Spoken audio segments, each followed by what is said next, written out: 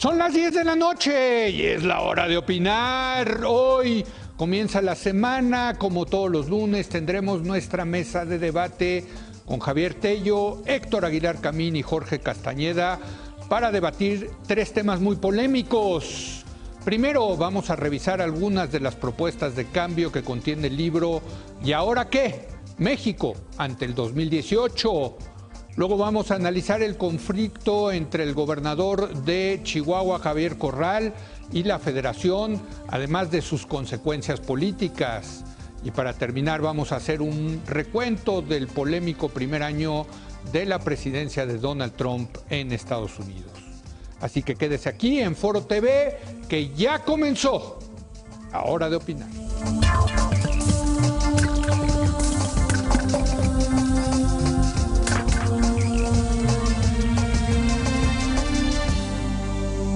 Muy buenas noches Héctor Aguilar Camín. ¿Qué pasó, Leo? Jorge Castañeda. Hola, Leo. Y Javier Tello, muy buenas noches.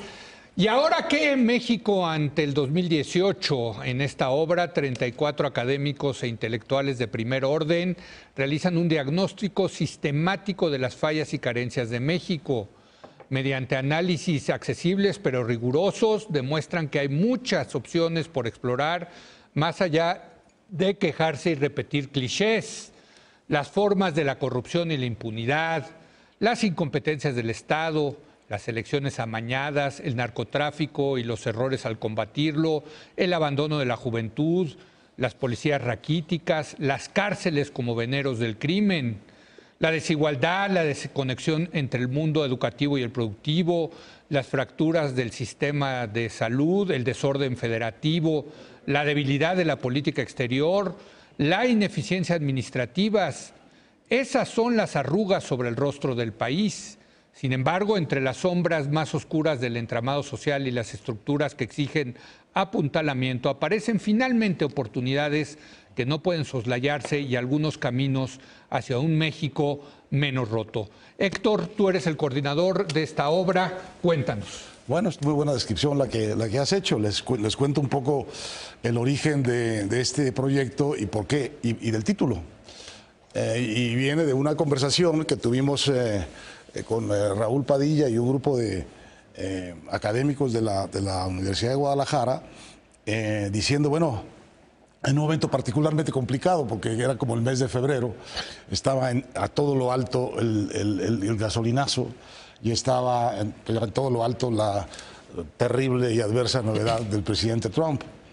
Y entonces había así una muy genuina sensación de que el país, el gobierno del país había perdido el rumbo político y económico, y había esta incertidumbre, que era más bien la certidumbre de que iba a haber grandes problemas con el presidente de Estados Unidos, un cambio, un quiebre como ha resultado en las relaciones de los dos países durante mucho tiempo. Y entonces la pregunta era, ¿y ahora qué?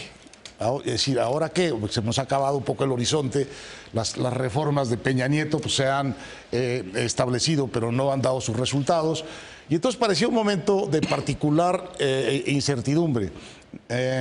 Y para responder a esta pregunta lo que pensamos hacer es tratar de reunir a todos los expertos que pudiéramos encontrar. No son todos los expertos que hay, son todos los que pudimos encontrar, para hablar de cada uno de los problemas de México y proponernos no un análisis, ni una queja, ni solo una crítica, sino quizá todo eso, pero sobre todo una solución, una propuesta de solución, el remedio y el trapito.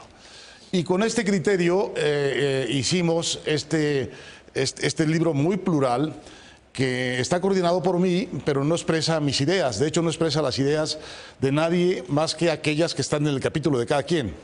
Es un ejercicio muy plural, muy diverso. Y nuestra primera decisión fue escoger 7 editores, para que cada uno de ellos escogiera a su vez al grupo de autores que iban a trabajar en ese apartado.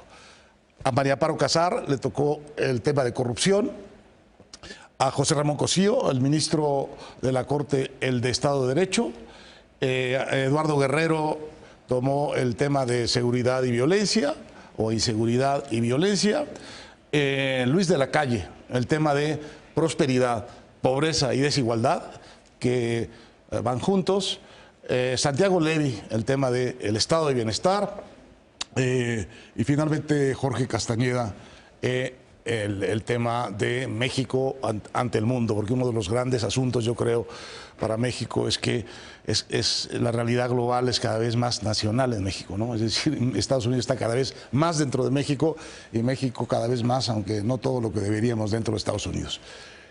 Y entonces el resultado del libro son estos más de 30 ensayos, cada uno de ellos con 3 propuestas de qué hacer con los problemas que están analizados en el ensayo. Y la conclusión que puedes obtener es esta que tú has dicho muy bien: hay mucho que hacer.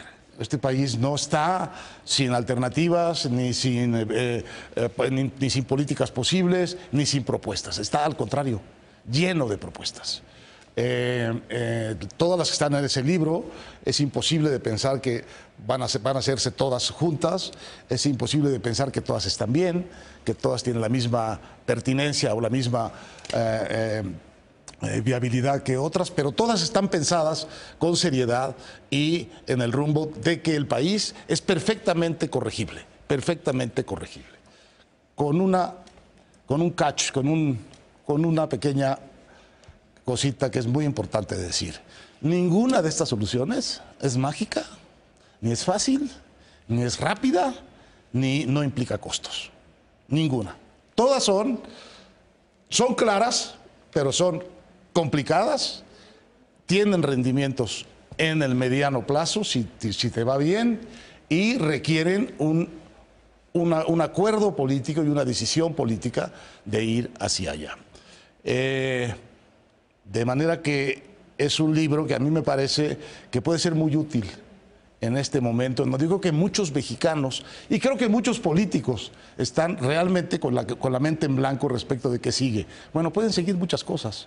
Jorge y yo tuvimos una experiencia compartida de que una propuesta a tiempo, bien hecha y bien difundida, puede tener efectos, resonancias y consecuencias prácticas. Bueno, este libro es un poco en esa misma... ¿Sería la continuación de ese libro que escribieron ustedes dos? En su espíritu, totalmente. El espíritu, totalmente, y actualización, digamos, de ideas y también de un formato más plural, más... de más puntos de vista. A mí parece que es un texto súper útil, primero para la gente. Es decir, que cuando la gente se plantee hoy, después de escuchar una entrevista con cualquiera de los candidatos, digamos los 6 que hay ahorita, por 3 más 3, aquí en esta casa o en otras casas, y pues es que no propone nada, o es que propuso una idiotez, o es que, a ver, hay mucho que proponer. Y algunas de las propuestas que los 6 candidatos formulan están en el libro, no es que vengan del libro, sino que están, como decíamos nosotros hace 6 años, están en la calle, están en el aire, y bueno, pues distintos académicos o especialistas las recogen, y entonces la gente puede sentirse un poquito más informada para evaluar a los candidatos, pero también un poquito más esperanzada de que no con esta sensación de desamparo, de que pues, no hay nada que hacer. En ese sentido me parece que es muy importante, pero también es importante para los candidatos, es decir, para la gente, pero también para los candidatos. No es que no tengan sus propias propuestas, las tienen desde luego, pero yo creo que ahí pueden encontrar muchas cosas muy valiosas, muy útiles.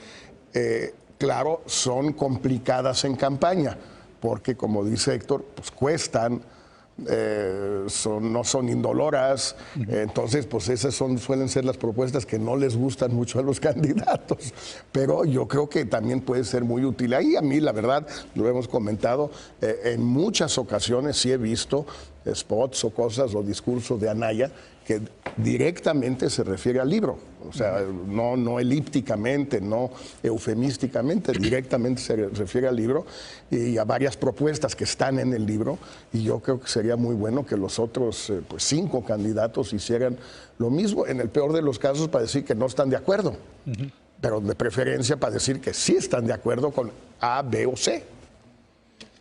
No, a mí me gustó mucho el libro y la idea del libro, y precisamente por esas 2 características, su pluralidad y su complejidad, porque creo que es claramente el territorio de lo político. Reconocer que hay distintas posturas y que ahí seguirán, gane quien gane, tanto en la calle como en el Congreso, y reconocer que las soluciones son complicadas. Eso se me hace muy valioso, complicadas, complejas y probablemente incompletas. En fin, me encanta esa manera de ver los retos. Y coincido de que es una coyuntura ideal por ser una elección presidencial, pero además yo diría que en esta elección presidencial todos los candidatos tienen incentivos para dar sustancia por distintas razones. López Obrador, al generar incertidumbre, lo que le conviene es dar información para dar mayor certidumbre.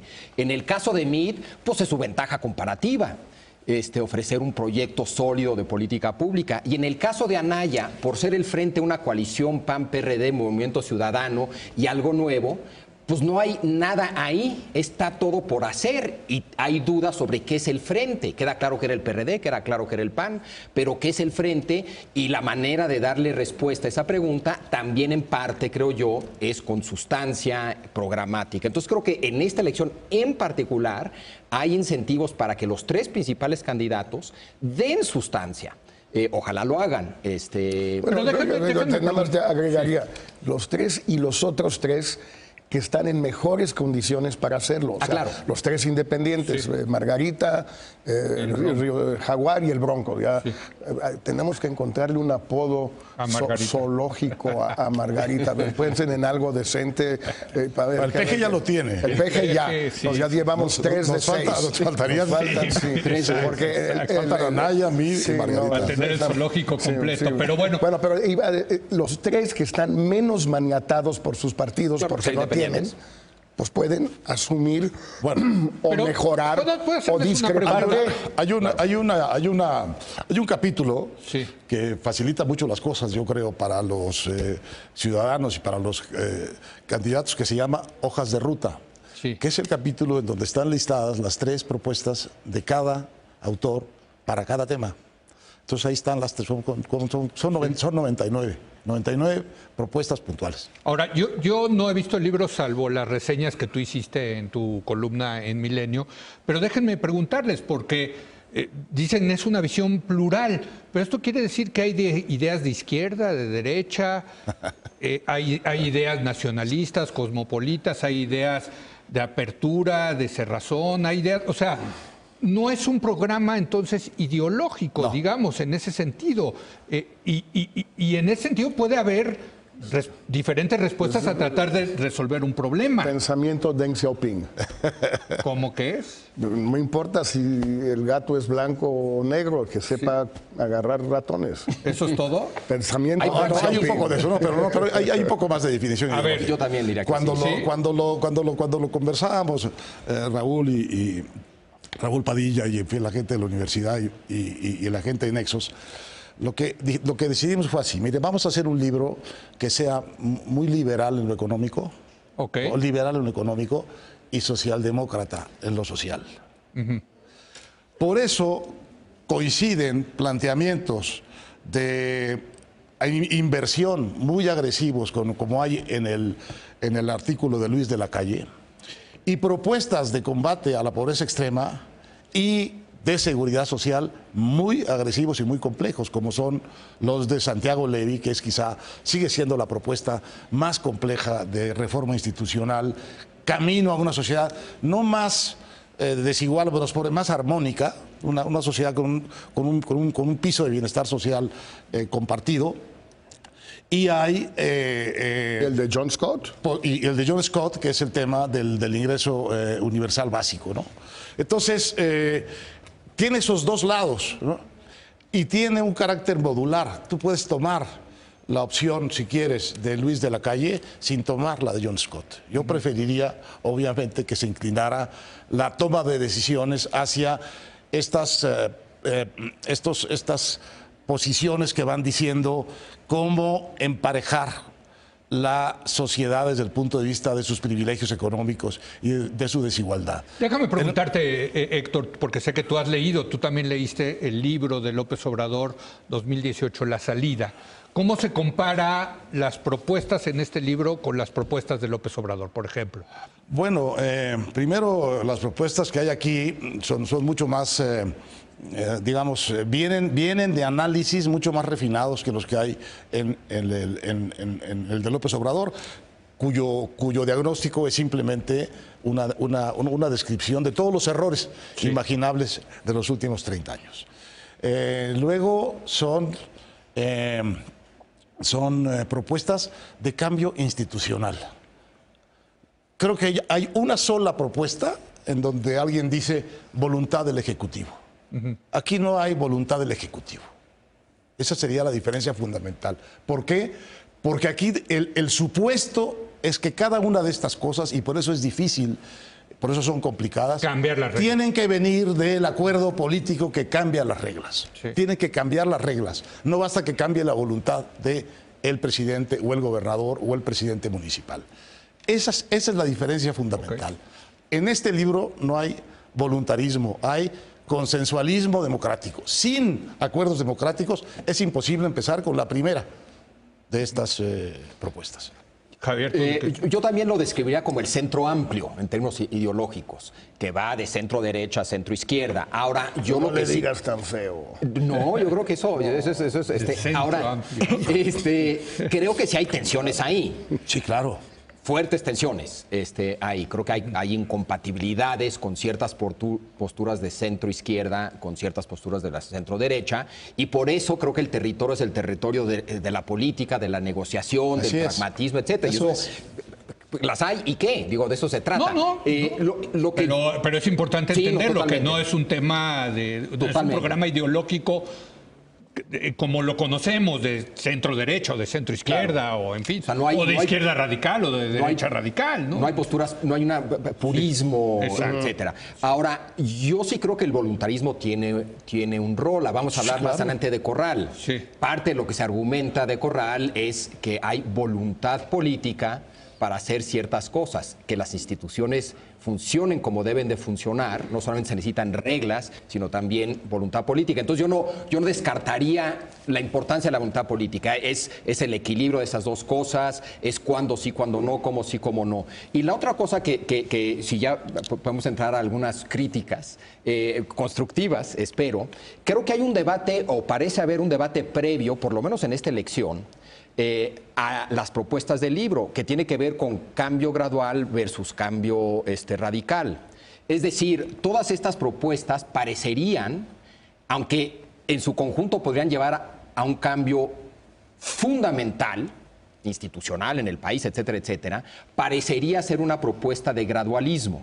Y sin embargo, creo que allá afuera, en la calle, también hay un debate que no es de política pública, y que es un debate de, a ver, necesitamos una sacudida, sí o no, independientemente del contenido de política pública. Es decir, hay gente en centro derecha o derecha que quiere una sacudida, independientemente de política pública. Y hay gente centro izquierda que quiere una sacudida, aunque quizá en ciertos temas, pública. ¿no? Por ejemplo, el tema de la corrupción, pero no en el tema económico. Y ese es otro debate, si puede ser, por ejemplo, una sacudida puntual o tiene que ser necesariamente general. Permíteme, tengo que hacer una pausa y todavía tenemos mucho que decir sobre este libro. Quiero regresamos. Algo sobre la sacudida. Sí, regresamos en un momento más.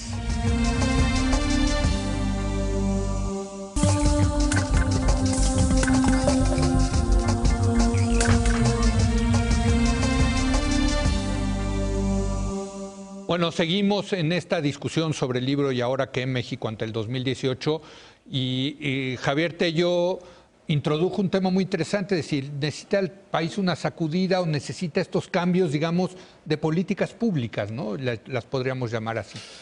O las dos. O las dos, sí. O en algunos lados así, ¿no? Es muy interesante lo que describe Javier, digamos, de lo que tienen que ser los cambios institucionales y lo que es la expectativa de este momento de la gente, de que quieren una sacudida. Muy bien. La sacudida es una metáfora. La sacudida no es una política, la sacudida no es algo que pueda suceder, digamos, estructuralmente como sugiere López Obrador, y pasar de un presidente a otro y las cosas cambian. No, señor.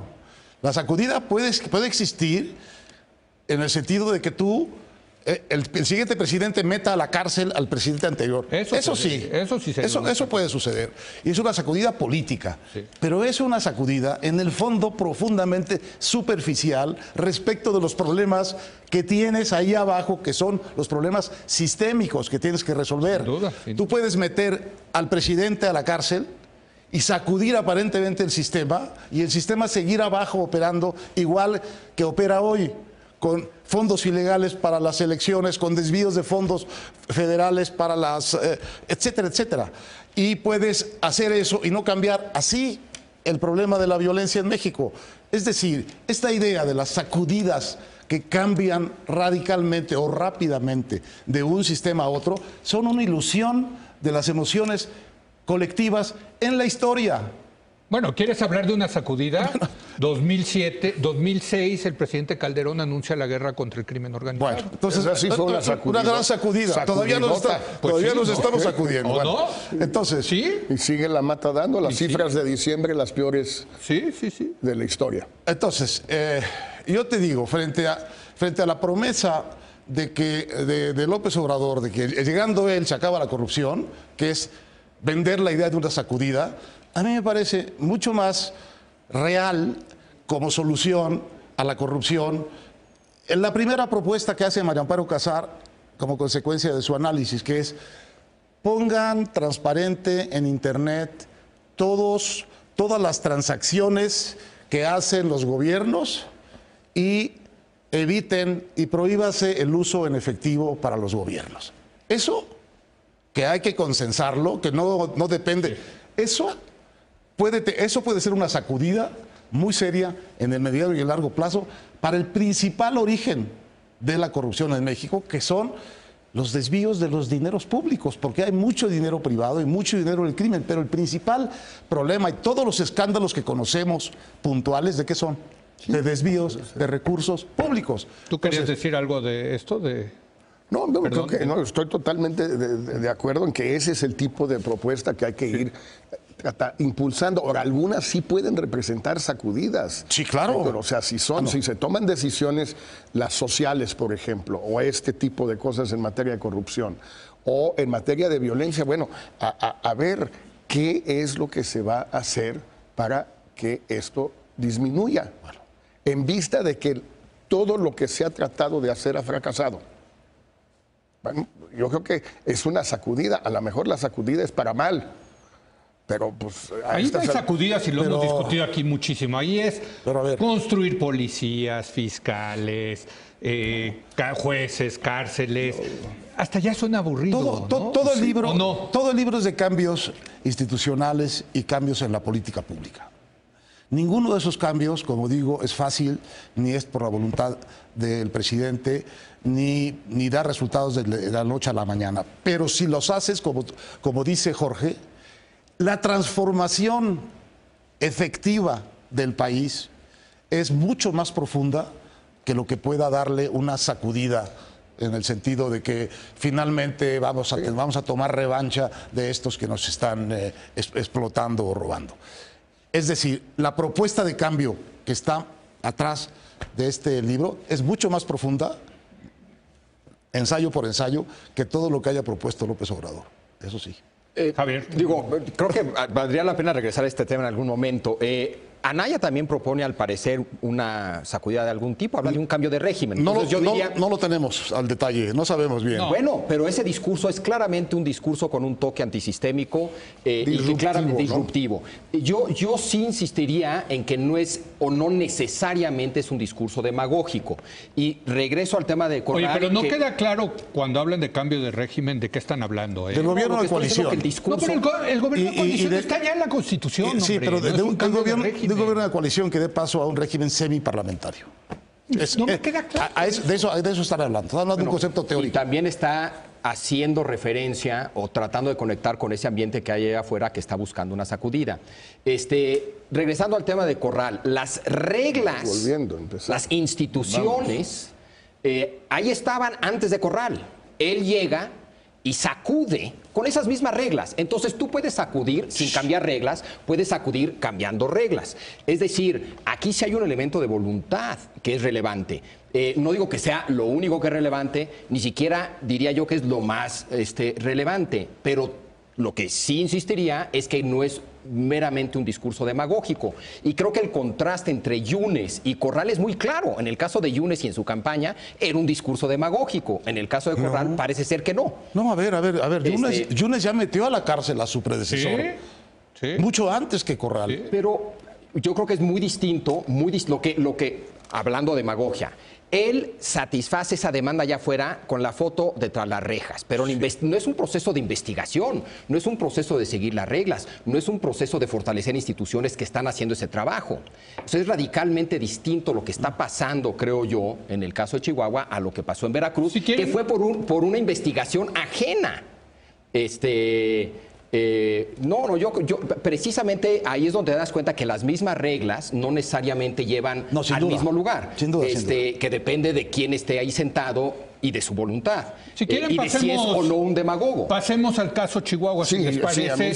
Y rápidamente nada más decirle al público, recordarle que hay una investigación donde el gobierno de Chihuahua dice que se desviaron durante la época de César Duarte 230 millones, si no me equivoco, de dinero de la federación que llegó a empresas fantasmas, y de esas empresas fantasmas se habría ido el dinero a financiar campañas del PRI. Ese es el primer paso. Segundo paso, hay una acusación también de Javier Corral que dice que la federación le negó 700 millones de pesos por andar buscando, digamos, por andar removiendo el gallinero, ¿no? Por andar investigando estos presuntos casos de corrupción. La Secretaría de Hacienda lo niega, dice que no tiene nada que ver, que no les hayan dado estos 700 millones de pesos. Y finalmente decir que en el fondo está la extradición de César Duarte, donde ya la PGR anunció, Jorge, que efectivamente salen las solicitudes de extradición, aunque el gobernador Corral está preocupado porque dice que salieron solamente unas y no otras, y eso puede de alguna forma sesgar el caso que le pueden perseguir a Duarte aquí en México. El tema de Chihuahua es muy importante, muy interesante. A mí me parece interesantísimo. Un primer punto que sí me parece que Corral ha señalado y que yo quisiera reiterar porque incluso me afecta en lo personal y creo que es importante subrayarlo. Una cosa es el tema Corral-Chihuahua y esta batalla que él está dando. Batalla a la cual se ha sumado mucha gente que lo apoyó en su campaña. Él lo que hizo en su campaña hace 2 años fue lograr un frente muy amplio, desde Cuauhtémoc Cárdenas hasta los empresarios quizás más conservadores que conocemos tú y yo de Chihuahua, aunque siempre muy amables y muy amigos. Sí, muy abusados. Muy abusados de primera. Bueno, pues es un espectro muy amplio. Eso lo reunió para su campaña y estos son más o menos los que están apoyando esta gesta, si se quiere llamarle así, de Corral. Y otra cosa... Esta es la causa anticorrupción. Anticorrupción. Esa es una. En Chihuahua, encabezada por Corral, esa es una. Y otra cosa es que algunas de las personas que participaron en esta coalición de campaña de Corral, después acudieron al encuentro Chihuahua que organizó Corral, de donde de alguna manera se dio el último jalón para el frente. Pero el frente y Corral son dos cosas muy distintas. Y yo creo que Corral ha tenido mucha razón en tratar de deslindar una cosa de la otra, y la gente del frente también ha hecho muy bien, pienso yo, es decir, bueno, es una batalla de Corral que se apoya, pero no es parte de la estrategia electoral del frente. Yo creo que mis grandes dudas. Yo creo que la verdad. Te ayuda, bueno, claro, te ayuda, nomás faltaba. Yo creo que hay mucha comunicación, digamos. No, yo creo que hay menos de la que sería parece. normal. Pero es que si no te terminas en una situación donde es muy fácil para el gobierno y para Hacienda descalificar todo lo que está haciendo Corral como una mera maniobra electoral, cosa que no lo es, porque esto lo empezó a hacer Corral casi al día siguiente de llegar a gobierno. Empezó a investigar a César Duarte. Pero digamos que le cae bien a la por supuesto que... A ver, Y yo diría que no tiene nada de mero que sea una estrategia política. Claro que no. Además de lo correcto, ¿no? Es importante subrayar, insisto, que esto empezó mucho antes de que hubiera frente, mucho antes de todo eso, porque Corral, a diferencia de los otros gobernadores electos en el 16, salvo Yunes, tal vez, por razones raras las de Yunes, pero los otros gobernadores no le han querido entrar. Incluso en el caso de Quintana Roo. Pues, también está preso, ¿eh? Está preso Borge, y sí. hasta aquí, ya todo. Queda un poco en el aire cuál fue el papel de Carlos Joaquín y del gobierno del Estado en buscar, en investigar y luego traer a Borge. Pero en fin, el hecho es que todo esto empezó a partir del 16 y no pertenece a la campaña propiamente tal, aunque desde luego que incide. Ahora, aquí se introdujo en el caso de Chihuahua un factor adicional y que es la queja del gobierno del Estado diciendo que por haber procesado a Duarte y a sus cómplices en este supuesto desvío, Hacienda castigó al gobierno del Estado retirándole un dinero que tenía que haberle entregado. Y ahí dio el asunto un vuelco y empezó a hacer no solo una denuncia de Corral, sino un enfrentamiento. Un enfrentamiento del gobierno de Chihuahua con la Secretaría de Hacienda. Y tratándose de la Secretaría de Hacienda, estás hablando de la casa anterior del actual candidato del PRI. Por tanto, adquirió una incandescencia clarísimamente electoral. La confrontación porque la acusación es, yo aquí tengo preso a Alejandro Gutiérrez, que es el que recibió el dinero. Pero la otra parte del triángulo es Hacienda, cuando era secretario José Antonio Meade, y... No, era Luis Videgaray. Era Videgaray. O Luis Videgaray y César Duarte, ¿no? Sí. De cualquier modo, entonces ya es un pleito, no del gobierno de Chihuahua contra unos señores que desviaron dinero, sino es un pleito del gobierno de Chihuahua contra Hacienda y contra el gobierno federal. Y el candidato Meade se metió en la pelea y dijo que ese señor que estaba detenido había sido sujeto a tortura. Bueno, involucra a Luis Videgaray y a Manlio Fabio Beltrones. Y a Manlio Fabio Beltrones. Pero esa acusación de tortura es muy importante. Si la hubo, como hemos dicho aquí, y es importante que haya una investigación sobre eso, no sé si la hay, si la hubo, ese señor tiene que quedar libre. Porque elementales cuestiones de debido proceso y de garantías judiciales para los detenidos. De modo que entonces el caso Chihuahua empieza a adquirir como un carácter como de muestrario de corrupción, de relaciones discrecionales de Hacienda con los gobiernos estatales, tortura, tú también lo mencionas. De tortura, sí. de la discrecionalidad de la entrega de ese dinero, que es un dinero, por cierto, que Hacienda agrega discrecionalmente cada año después por encima de la ley de presupuesto del año pasado. Y luego está la otra acusación que le han hecho a Corral, que aparentemente no tiene que ver con esto, pero que obviamente ya es parte del pleito político, y es, ¿y usted por qué, en lugar de andarse ocupando de estas cosas, no se ocupa de la violencia en su estado? Y es un hecho también medio sistemático que sin duda, cada vez que hay un cambio de gobierno en un estado, hay una epidemia de violencia, salvo en algunos estados, ¿no? Sí. Chihuahua estaba probablemente muy mal gobernado, pero en eso estaba razonablemente pacífico, ¿no? Lo que dice Eduardo Guerrero es que al haber alternancia se modifican los pactos que tiene el crimen organizado local con las autoridades locales y eso desestabiliza. Pero entonces la democracia va a ser el origen de nuestra violencia. Bueno, pues lo traen números, no sé si esa sea la explicación. No, bueno, y también han documentado muy claramente cómo se comporta la violencia en función de si el Estado es un Estado de oposición o del mismo partido que el partido en el gobierno, tanto en el sexenio de Calderón como en el sexenio de Peña Nieto.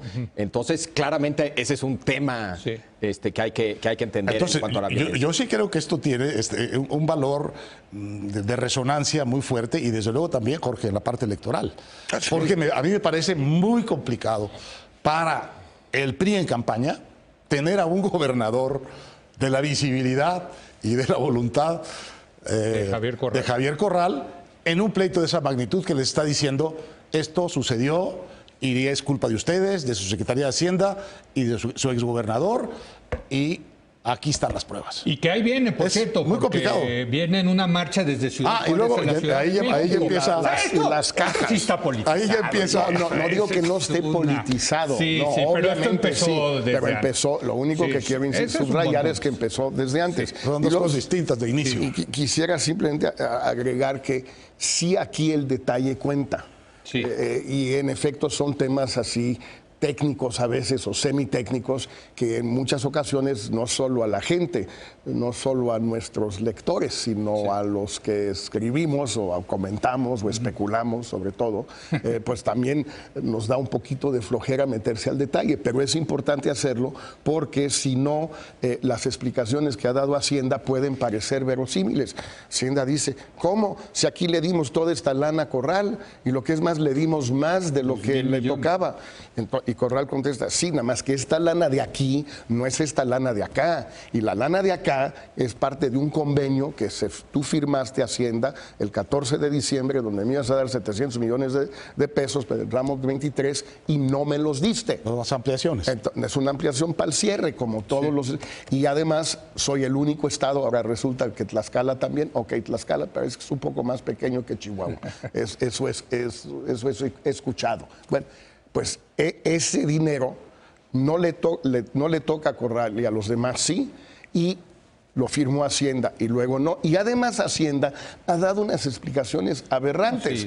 Y bueno, si queremos hablar del aspecto electoral de todo este pleito, pues se me hace muy interesante ver cómo la vocera que dio la explicación más cabal de parte de la Secretaría de Hacienda fue Vanessa Rubio, subsecretaria del ramo, que 3 días después renuncia y se va a la campaña de MID, que tiene todo el derecho, desde luego, de hacerlo. Pero, en fin... Bueno, entonces sí es un pleito electoral. No, bueno, de fuertes implicaciones electorales. Por supuesto que Oye, sí. y las que vienen. Las que vienen.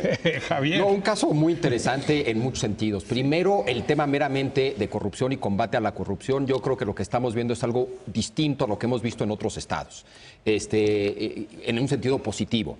Creo que es un retrato de lo que significa cuando hablamos de corrupción sistémica. Digo, ya lo habíamos visto en otros casos, pero ¿qué significa cuando alguien dice hay corrupción sistémica? Pues esto, que son redes y no una persona, que hay una cierta complicidad, incluso de la clase política en términos más generales. En fin, yo creo que lo que vemos una y otra vez en estos casos es lo que quiere decir corrupción sistémica. Creo que la parte de Hacienda habla de la discrecionalidad que hay Hacienda, que es un tema en sí. Yo le recomiendo mucho la editorial de Gerardo Esquivel sobre este tema, que creo que es profundamente equilibrado. Termina diciendo, pues, ¿quién tiene razón, Hacienda o Corral? Pues un poquito los dos. Porque efectivamente Hacienda tiene esos poderes discrecionales. Igual está mal que los tenga, pero son discrecionales. Y eso les gusta a los gobernadores también, porque pueden negociar. Y le gusta a Hacienda también, porque puede negociar. Me acuerdo de la frase de Echeverría de que la política económica se hace en Los Pinos. Lo que nunca se ha dicho es que la política a secas se hace en Hacienda muy seguido. Y se hace muy bien. Es muy bueno y lo estamos viendo. Y es esta discrecionalidad que hay complicidad. Oye, en los presupuestos desde Fox han pasado por consenso. Sí. Todos los presupuestos. Todos. Eso lo que te dice es que sistémicamente a todos les conviene. A todos les toca. A todos les toca, claro. Perdón. Sí, iba a decir la parte electoral, que creo que también es muy interesante. Y regreso al tema de la sacudida, porque leyendo el editorial de Héctor sobre este tema, corrupción electoral, que el caso ilustra corrupción electoral, el uso y abuso de la aplicación de la ley, tortura, discrecionalidad de Hacienda, falta de fiscalización y transparencia. La suma de todo eso, pues llegas a la conclusión, híjole, el sistema igual necesita una sacudida. Y la pregunta es, ¿quién se la puede dar? ¿Un outsider, es decir, un independiente, o un antisistémico? Voy a poner al frente ahí también AMLO y el Frente, o no, al contrario, la estrategia correcta es la estrategia Nixon, de alguien que conoce el sistema, que tiene un pie dentro del sistema y que en ese sentido lo puede cambiar, y eso es MIT, ¿no? Esa es muy buena discusión, deberíamos hacerla. Vamos, la semana que entra. Hay muchos ejemplos históricos muy buenos. Eso está muy bien. Un comentario final sobre la extradición nada más, porque sí es un tema muy complicado. Primero porque en el fondo, quien quiere la extradición no tiene derecho a solicitarla, que es el gobierno del estado de Chihuahua, que tiene que pasar por PGR y Relaciones Exteriores. Y hasta cierto punto PGR y Relaciones pueden hacerse tontos, cosa que han hecho desde hace 7, 8 meses, pero que ahora empiezan a tener que ir cediendo. Pero aquí hay muchas ambigüedades, empezando por anunciar que se va a pedir la extradición. No, no se pide la extradición, se pide la detención provisional para fines de extradición. Es decir, tiene que haber, Relaciones le tiene que pedir al gobierno de Estados Unidos, al Departamento de Estado, que expida el Departamento de Justicia una orden de arresto de César Duarte. Es correcto. Para fines de extradición. Ese es el primer paso. Ese es el primer paso. Es el primero. Y solamente lo pueden juzgar por eso. Porque eso es importante. O sea, primero, por ese delito. el gobierno de México presenta los delitos. Sí. Pide la detención provisional, un juez determina si hay suficientes bases para que en efecto por esos delitos, que además tienen que existir, tienen que estar configurados en Estados Unidos, no puede ser un delito a la mexicana nada más, tiene que ser configurado en el otro país, y entonces concede o no la extradición, y ahí es donde solo puede ser juzgado en México por los delitos que se presentaron en la demanda de extradición. Por eso es tan importante esto de que solo son 3 de 11. De que Javier Corral dice, oye, nada más presentaste 3 de 11, y lo más yo quiero juzgarlo por los 11. Y lo más importante, yo pienso en esto de la extradición, y espero que así sea, es que Javier Corral pueda asesorarse de gente que ha estado metida en procesos de extradición aquí en México, es decir, en PGR o en Relaciones Exteriores, pues los últimos 20 o 30 años, donde todos hemos pasado por una enorme cantidad de controversias, de extradiciones, de firmas, de no firmas, el Chapo, en fin. Pero no regresa Duarte antes de las elecciones, ¿verdad? Por los tiempos. Va a ser muy difícil. Hay una manera que podría... Digo, porque eso sería otra vez regresando a lo electoral. Si quieres, puede ser una buena transición hacia Trump. A ver. Si el gobierno de Estados Unidos quisiera mandar a César Duarte a México ya, lo puede hacer mañana, porque estoy absolutamente seguro, y hay razones para pensarlo, que su situación migratoria en Estados Unidos es irregular. O sea, es irregular. Ya se venció su visa de turista. No tiene green card, no tiene residencia permanente. Está como turista, entonces. Está como turista, le dan 90 días o le dan 180, lleva 1 año y medio. Sí. O sea, pero quién sabe cuántas veces pasó a México. Puede, sí, pero ya una vez, 2 veces, 3 veces. Cuando llevas 1 año y medio viviendo en Estados Unidos con visa de turista B1, B2, estás claramente violando Así el trajeron la primera vez de Guatemala al Chapo Guzmán, ¿te acuerdas? Porque no tenía irregularidades. Lo dejaron en la frontera y vamos. Mañana el Departamento de Justicia o el Departamento de Estado puede mandar a César Duarte a México. No quieren hacerlo. Corral se lo pidió a la embajadora Jacobson hace 6 meses ya y dijo que no. No. I wonder why. I wonder why también. Sí. Sobre todo ahora ya con la famosa Granitsky Act, que es una ley del Congreso americano que obliga al gobierno de Estados Unidos a acusar a personajes culpables de corrupción, etc. Pero eso sería una decisión de Trump para fastidiar, obviamente, al gobierno y al PRI. Cosa que no quiere hacer. No. No ha querido. Por eso. No ha querido. Ahí es donde se pone buena la cosa. Se va a revaluar ahorita el peso. Rápido. Ahora se pone buena la cosa. Vamos a hacer una breve pausa. Regresamos con Trump.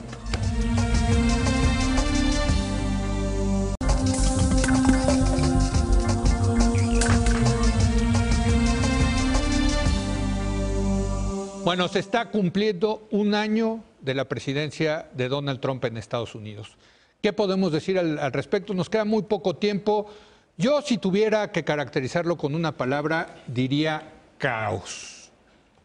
Caos en la Casa Blanca. Si quieren, lo puedo elaborar, pero mejor cada quien que diga algo. Javier. Mira, yo lo que voy a dar son las calificaciones que le da la BBC. Hay 2 tipos de calificaciones. Impacto en 10 temas: migración, designación de jueces, programa de infraestructura, Obamacare, comercio, impuestos, medio ambiente, desempeño económico, política exterior y tono y estilo. La calificación de 0 a 10 promedio es de 7. O sea, con mucho caos no le va tan mal. En unos se saca 0, como en infraestructura, en otros saca 10, como en jueces conservadores. Y luego evalúan cuántas promesas de campaña ha cumplido. Algunas las ha cumplido totalmente, otras parcialmente, otras no ha avanzado, otras las ha desechado. Entonces, el porcentaje promedio de cumplidas totalmente o parcialmente está en 58. No está mal para una Casa Blanca en caos. Desde el punto de vista de Trump, desde el punto de vista del resto del mundo, nosotros, y creo que el propio Estados Unidos, desastre total. Pero desde el punto de vista de Trump, no tan mal. Bueno, nada más yo lo de caos por muchas razones, desde luego por haber leído el libro de Michael Wolff, que es mucho chisme sin duda, pero también quiero decirlo, ahora que cerraron el gobierno de Estados Unidos, el senador Chuck Schumer dice, es que yo no puedo negociar con un tipo así, salgo con un acuerdo en la mano de la Casa Blanca y me hablan a la media hora que ya no. No, está difícil. Mira, sí hay un... Bueno, y pregúntale a Ildefonso Guajardo. Hay un elemento de caos personal innegable que a su vez genera el caos por parte de los otros, porque así como ayer, hace 3 días después de esta reunión con Schumer, le hablan a Schumer, Kelly y Miller para decirle que siempre no, dijo mi mamá que siempre no, porque falta más dureza en el tema migratorio, también le hablan otros a Trump, su hijo, su yerno, su hijo, su hija, etcétera, y dicen, oye, ¿sabes qué? Esto hay que aflojar en esto, esto no te conviene este cierre del gobierno. Yo simplemente opinaré sobre el impacto del años para México, a diferencia del mundo, y creo que el tema ahí es que no sé si sea una buena idea, entiendo que el gobierno lo haga y es perfectamente legítimo y lógico, pero para entender lo que ha pasado no sé si sea una buena idea pensar que no nos fue tan mal, contuvimos el daño y la prueba es que el peso no está tan fregado como hubiera podido estarlo. Entonces todo se reduce al tipo de cambio y no estamos viendo los asuntos más de fondo que están ahí. ¿Cuáles son los asuntos de fondo? El cuestionamiento al tratado, independientemente del desenlace y del momento del desenlace, es algo que ya quedó, digamos, predetermina el futuro del próximo año o 2 por lo menos en materia de inversión extranjera en México, que ya en noviembre y diciembre parece empezó a caer de manera muy significativa. El tema de las deportaciones, o sea, y hay una enorme cantidad de gente detenida en Estados Unidos, la mayoría de los cuales desde luego son mexicanos, que van a ser deportados.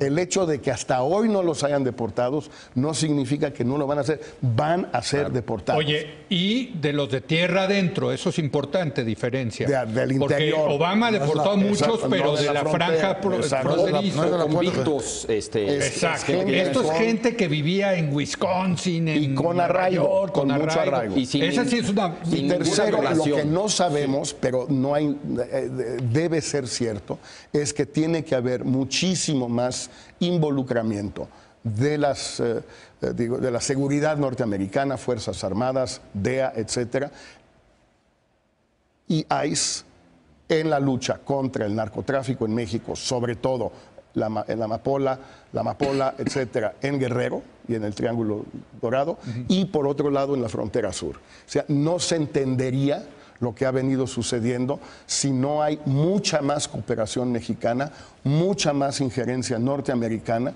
y mucha más generación de posibilidades de violencia. Yo sé que hay muchas interpretaciones del incremento de la violencia. Me pregunto si esta no es una de ellas junto con las demás. Lo que sí el gobierno mexicano reculó en esta estrategia de una negociación integral y otra vez se compartimentalizó, no sé, por compartimientos, comercio por acá, seguridad Sin por duda. allá, etcétera. Héctor. Mira, a mí Trump me parece un político temible.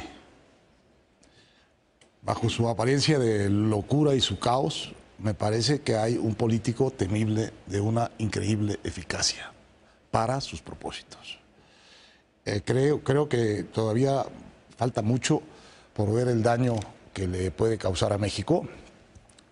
Y la verdad es que si no hay una contención interna en Estados Unidos, como puede ser la de la trama rusa, el horizonte de Trump es de un presidente exitoso, cumplidor de sus promesas. La economía está en un boom espectacular. No es su responsabilidad, pero es su cosecha. Y esto le va a dar una legitimidad y una fuerza mayor de la que tiene. Y sobre todo, el señor Trump puede todavía acabar de cumplir las cosas que ha dicho con un costo enorme en el largo plazo para Estados Unidos y en el mundo, pero en el inmediato plazo para México. Ojalá y esa cosa de la trama rusa esté de veras bien sembrada en el FBI. Ayer vi, por recomendación de Jorge, la película Felt, que es la historia del Deep Throat, el agente, el directivo del FBI que filtra todo Watergate. Bueno, saben perfectamente qué pasó desde la primera semana de la investigación y tienen agarrados de los bolsillos a todos los que después van a fastidiar en el larguísimo proceso de filtraciones. Ojalá y la trama rusa esté en esas mismas condiciones. Y hay que decir que Garganta Es lo único Profunda que lo puede parar, ¿eh? Lo hizo porque no lo hicieron director del FBI. Porque realmente por una cuestión... Más complejo. Bueno, hay que ver la película. Yo, ¿no? Hay que ver la película. Era un tema de sí, pero la película lo matiza un poquito más. Bueno, yo lo que sé es que estaba enojado. Enojado porque lo pasaron por encima. Pero ¿sabían lo que había pasado? En la primera semana de investigación tenían todo. Bueno, nos tenemos que ir, si quieren... Una palabra, nada más una parte. Si yo tuviera que resumir, tú decías caos, que coincido, Casablanca, caos, país polarizado. Sí. Y polarizado principalmente por el tema migratorio. El cierre del gobierno fue un cierre por cuestiones migratorias. Eso es una muy mala noticia para México. Mala noticia. Si quieren, nos retomamos la semana entre el tema de Trump, porque hay muchísimo que decir. Gracias, Héctor, Jorge, Javier. Gracias a usted por habernos acompañado. Yo lo espero mañana en punto a las 10 de la noche, cuando otra vez sea la hora de opinar. Aquí nos vemos.